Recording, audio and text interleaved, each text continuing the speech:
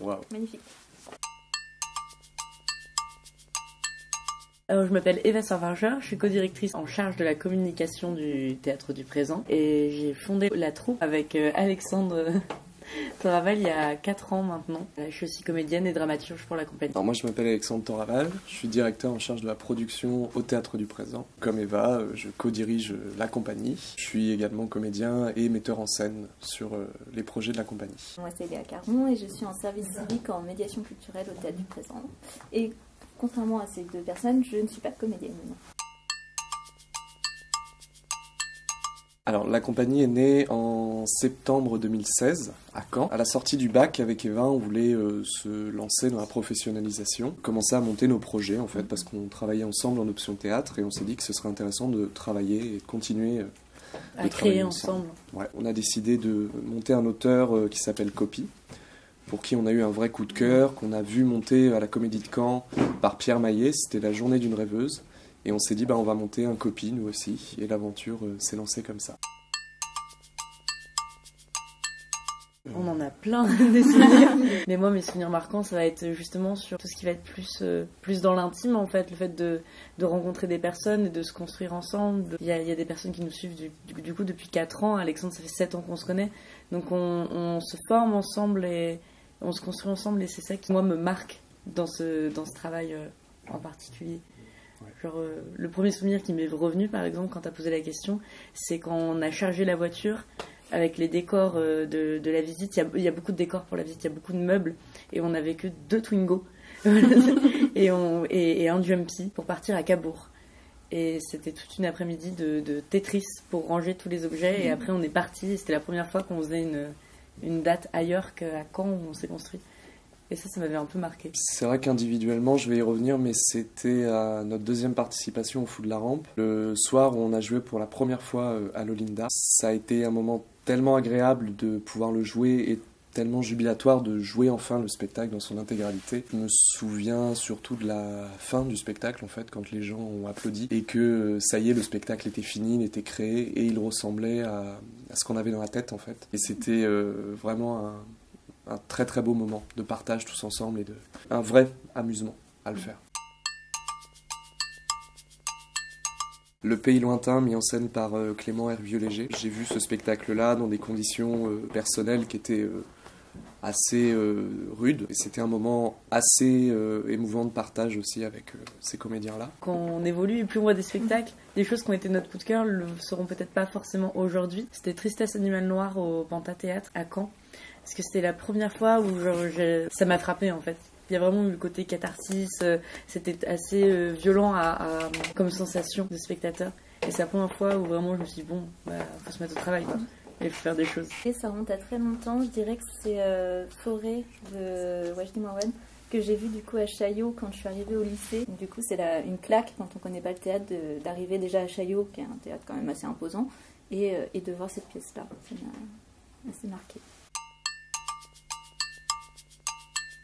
Alors c'est le Crous Normandie du coup qui a vu notre travail sur Alolinda pendant les Fous de la Rampe et qui nous a suivis un peu en tournée. À la sortie de cette tournée-là, la directrice des affaires culturelles du Crous, donc Madame Vion, nous a proposé de postuler pour prendre la suite en fait de la gestion de ce théâtre-là et de proposer un vrai projet, enfin pas un vrai projet, on va dire un projet de nouvelle politique culturelle pour le lieu, de communication, d'action culturelle envers les étudiants. On a formulé ce dossier-là, on a été reçu et ensuite on a été sélectionné pour prendre la gestion. Okay. Alors du coup c'est un lieu qui est assez ancien en fait et qui est affilié au Crous Normandie où ça a fait un appel à projet pour d'autres enjeux pour le lieu et d'en faire un lieu donc de diffusion, un lieu de culture. À la fois c'est un lieu où il y a des créations. Nous, on y travaille, d'autres compagnies peuvent aussi entrer en résidence. Il y a des spectacles assez régulièrement, des spectacles pluridisciplinaires, c'est-à-dire qu'il y a du théâtre, évidemment, mais il y a aussi de la danse, il y a de la musique. On essaye d'organiser des soirées maquettes. Le hall dans lequel on est maintenant, c'est un hall d'exposition. Donc en ce moment, il y a une exposition de photos, mais ça peut aussi être du volume ou de la peinture. Enfin, là, on essaye de s'ouvrir un maximum. Et pour ce qui est du lieu de vie, voilà, le hall est ouvert en journée, les gens peuvent venir. On a une petite cafétéria avec du café, du thé. Le lieu et cette cafétéria est aussi ouverte après les spectacles, ce qui permet voilà, de créer du lien, de rencontrer le public. Et on a plein d'autres projets aussi à venir. Bon, pas trop en parler parce que ça se construit pour l'instant, mais pour vraiment que le lieu appartienne aux étudiants et aux non-étudiants, mais particulièrement aux étudiants, dans le sens où la localisation du lieu induit ça. On est en plein dans une résidence étudiante, les étudiants c'est nos voisins directs, on vit avec eux en fait, on est voisins. Donc c'est que ça devienne un endroit un peu, voilà, où on y passe quand on rentre de cours, on n'a pas trop envie d'être chez soi, où on se pose, ça permet de rencontrer des gens et de découvrir des choses. Ouais, en fait, de ce projet découlent 2 grandes missions qu'on essaye de lier. La première, c'est donc, comme a dit Eva, de faire revenir les étudiants, donc que ce soit un lieu à dynamique majoritairement étudiant, mais pas que, parce que faire de l'entre-soi entre étudiants ou entre public qui va que au théâtre, c'est pas vraiment intéressant, et nous, on essaye vraiment de mélanger ces publics-là, on essaye du moins de les mélanger. Et la deuxième chose qui est importante, c'est que la politique culturelle qu'on met en place ici, elle est axée sur l'émergence. Donc, c'est-à-dire que en soi, les salles sont soit reliées aux pratiques amateurs ou aux pratiques professionnelles. Mais l'émergence, cette voie-là de professionnalisation, il n'y a pas vraiment de structure qui la développe. Il va y avoir des points de rendez-vous comme ça, mais pas vraiment d'espace dédié à ça. Et on a décidé de dédier ce lieu-là à la jeune création. Et donc c'est essayer d'en faire un carrefour d'échange à la fois pour ces jeunes créateurs, pour qu'ils puissent rencontrer des professionnels, qu'on puisse former un grand réseau ensemble pour pouvoir partager, et partager sur tous les plans, hein, que ce soit un plan artistique ou si jamais on a une proposition de travail ou des choses comme ça, ou de se dire, bah tiens, j'ai bien aimé ce que tu as fait, bah, est-ce que tu veux qu'on travaille ensemble la saison prochaine ? Ça, c'est possible. On organise aussi des balls, ce qu'on appelle les balls régulièrement, des balles. Pour nous, c'est vraiment un moment hyper important où le plateau, il appartient à tout le monde. C'est-à-dire que souvent, c'est des soirées dansantes, en fait, qui sont organisées en fonction de la programmation. Donc, on a eu un ball copie, donc, qui était un peu dans une ambiance voguing, justement comme les balls américains dans les années 80, voilà, où il y avait des défilés, il y avait plein d'animations, enfin, voilà, copie.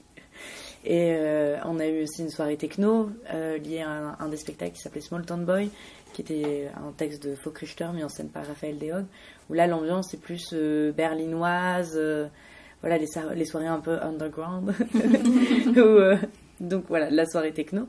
Et le prochain ball, c'est justement pour les bas-fonds, notre création à venir, qui sera un ball 80. Voilà, donc les soirées dansantes, c'est vraiment des moments de rencontre. Le plateau, il appartient à tout le monde. Donc le lieu est ouvert, donc on peut se rencontrer, échanger. À terme, on aimerait bien que les moments de résidence soient ouverts aussi. Donc quand des artistes sont ici pour travailler, que le public puisse découvrir ce que c'est, en fait, des répétitions, comment on travaille, comment on fonctionne. Et peut-être pour le courant de l'année prochaine, organiser des masterclass sur les temps de vacances scolaires pour vraiment voilà, travailler sur des thèmes avec des personnes qui font pas forcément de théâtre mais qui ont un peu envie de découvrir. Et le fait de faire des masterclass, ça permet pas un engagement sur l'année, ça permet de faire, voilà, pendant une semaine, je découvre quelque chose et c'est chouette. Et après aussi, ce qu'on essaye de mettre en place, ce sont des animations autour des spectacles. Donc principalement des bords de scène à l'issue des représentations pour que le spectateur puisse discuter avec la troupe, en fait.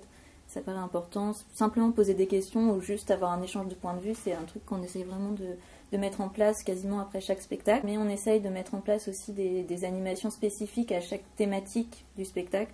Donc ça peut être soit des ateliers, soit des rencontres. Ça s'adapte un petit peu en fait à chaque spectacle et à chaque thématique. Et voilà, à terme, c'est aussi... parce que c'est une année un peu test, cette première année.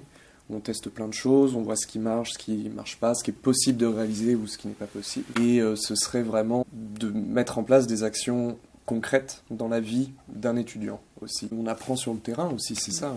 On n'a jamais fait d'école ou de parcours scolaire pour apprendre ce métier-là par exemple de communication, de production. Et ça nous permet aussi de pousser la professionnalisation au plateau, du moins sur nos projets, et d'apprendre de nos erreurs qu'on fait encore aujourd'hui, c'est ce qui est normal, Mmh. voilà. Et ça nous permet vraiment d'être plongés dans le monde professionnel. Et maintenant, c'est vrai que c'est une chance incroyable d'avoir un plateau, de se lever tous les matins pour aller travailler dans un théâtre et d'avoir le plateau à disposition tout le temps. C'est une chance vraiment extraordinaire. Tout le monde nous pose cette question. Pareil.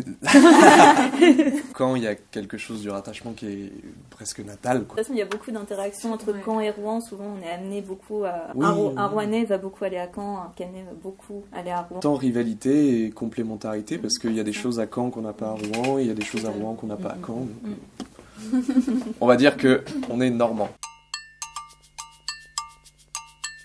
Pour moi, l'artiste que j'apprécie le plus et pour lequel le travail m'inspire le plus musicalement, ça va être Étienne Dao.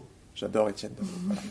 Et c'est quelqu'un qui m'inspire beaucoup, même au niveau de son parcours, de tout ce qu'il développe. Et après, théâtralement, si on peut tricher, du coup, pouvoir scinder en deux, il y en a beaucoup, des metteurs en scène qui m'inspirent, mais bon, je peux en citer 4. Comme ça, et vous choisissez.